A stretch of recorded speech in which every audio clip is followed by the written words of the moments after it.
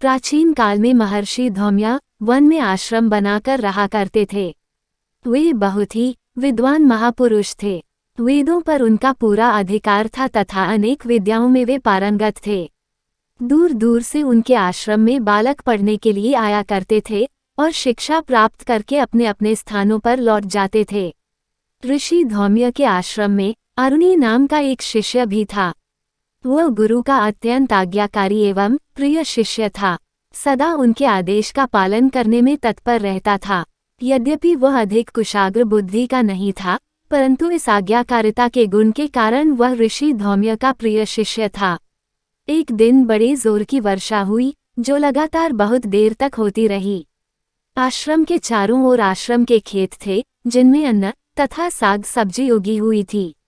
वर्षा की दशा देखकर ऋषि को यह चिंता हुई कि कहीं खेतों में अधिक पानी न भर गया हो। यदि ऐसा हो गया तो सभी फसल नष्ट हो जाएंगी। उन्होंने अरुणी को अपने पास बुलाया और उससे कहा कि वह जाकर देखे कि खेतों में कहीं अधिक पानी तो नहीं भर गया, कोई बरहा या नाली तो पानी के जोर से नहीं टूट गया है। यदि ऐसा हो गया है तो उसे जाकर बंद कर दें। अरुणी तुरंत फावड़ा लेकर चल दिया। वर्षा जोरों पर थी, पर उसने इसकी कोई चिंता न की। वह सारे खेतों में बारी बारी से घूमता रहा। एक जगह उसने देखा कि बरहा टूटा पड़ा है और पानी बड़े वेग के साथ खेत में घुस रहा है।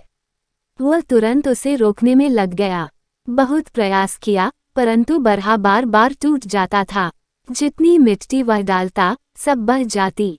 काफी देर संघर्ष करते हो गया, लेकिन पानी को अरुणी नहीं रोक पाया। परंतु उसे गुरु के आदेश का पालन करना था, चाहे कुछ भी हो। जब थक गया तो एक उपाय उसकी समझ में आया। वह स्वयं उस टूटी हुई मेड़ पर लेट गया।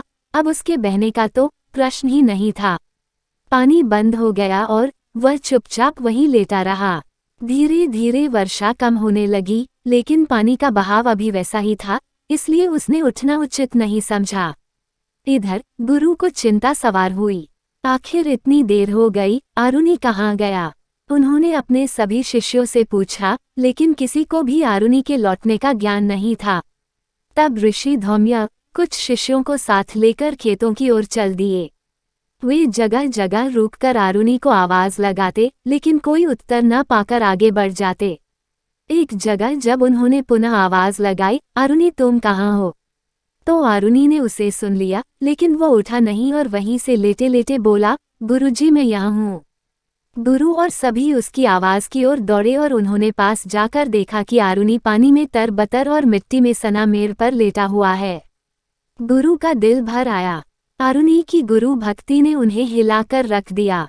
उन्होंने तुरंत उसे उठने की आज्ञा दी और गदगद होकर अपने सीने से लगा लिया। सारे शिष्य इस अलौकिक दृश्य को देखकर रोमांचित हो गए। उनके नेत्रों से अश्रु बहने लगे। वे अरुणी को अत्यंत सौभाग्यशाली समझ रहे थे, जो गुरुजी के सीने से लगा हुआ रो रहा था। गुरु ने उसके अश्रु अपने हाथ से पोंछे और बोले, बेटे आज तुमने गुरु भक्ति का एक अपूर्व उदाहरण किया है। तुम्हारी ये तपस्या और त्याग युगों युगों तक याद किया जाएगा। तुम एक आदर्श शिष्य के रूप में सदा याद किए जाओगे तथा अन्य छात्र तुम्हारा अनुकरण करेंगे। मेरा आशीर्वाद है कि तुम एक दिव्य बुद्धि प्राप्त करोगे तथा सभी शास्त्र तुम्हें प्राप्त हो जाएंगे। तुम्हें उनके लिए प्रयास नहीं करना पड़ेगा। आज से तुम्हारा नाम उद्दालक के रूप में प्रसिद्ध होगा, अर्थात जो जल से निकला और उत्पन्न हुआ हो, और यही हुआ।